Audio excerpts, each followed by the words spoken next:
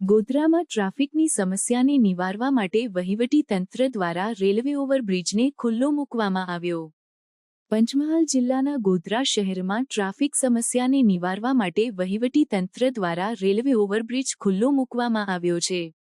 આ પગલાંથી શહેરમાં ટ્રાફિક વ્યવસ્થા સુધારવામાં મદદ મળશે અને નાગરિકોને રાહત મળશે. જિલ્લા પોલીસ વડાએ બ્રિજ ખુલ્લો મૂક્યા બાદ અન્ય ડાયવર્ઝન અને ટ્રાફિક પોઇન્ટ કાર્યરત કરવા માટે સૂચનાઓ આપી છે.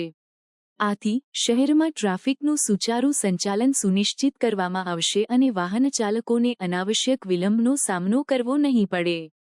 રેલવે ઓવરબ્રિજના ખુલ્લા મૂકવાથી શહેરના મુખ્ય માર્ગોમાં ટ્રાફિકનો ભાર ઘટાડવામાં મદદ મળશે.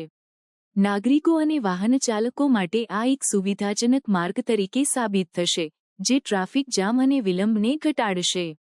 વહીવટી તંત્ર અને પોલીસ વિભાગના આ સંયુક્ત પ્રયાસો શહેરના ટ્રાફિક વ્યવસ્થામાં સુધારો લાવવા અને નાગરિકોની સુવિધા વધારવા માટે મહત્વપૂર્ણ છે.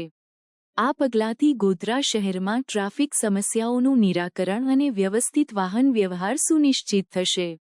ઘણા વખતથી આ બ્રિજનું કામ ચાલુ હતું અને આજે પરિપૂર્ણ થઈ ચૂક્યું હતું અને ઘણા સમય પછી આજે એને વિલંબ થવા પછી પણ આજે બ્રિજનું ઉદ્ઘાટન જે થયું છે અને જે અહીંના જિલ્લા તંત્રના આપણા વહીવટી તંત્ર દ્વારા અને શ્રી ધારાસભ્ય દ્વારા આજે આ બ્રિજને ખુલ્લો મૂકવામાં આવ્યો છે, જેના લીધે ગોધરાની પબ્લિકને 99% આજે શાંતિ થઈ જશે અને કોઈ પણ ટ્રાફિક સમસ્યા હવે રહે તેમ લાગતું નથી. ગોધરા શહેરમાં ટ્રાફિક સમસ્યા નિવારવા માટે અને જાહેર જનતાના હિતાર્થે તંત્ર દ્વારા આ નવીન બ્રિજ શરૂ કરવામાં આવતા અમારા જેવા વાહન ચાલકોને હવે ટ્રાફિક સમસ્યાનો સામનો નહીં કરવો પડે અને અમે સુરક્ષિત અને શાંતિથી સલામત રીતે અહીંથી પસાર થઈ શકીશું, એનો અમને ખૂબ આનંદ છે.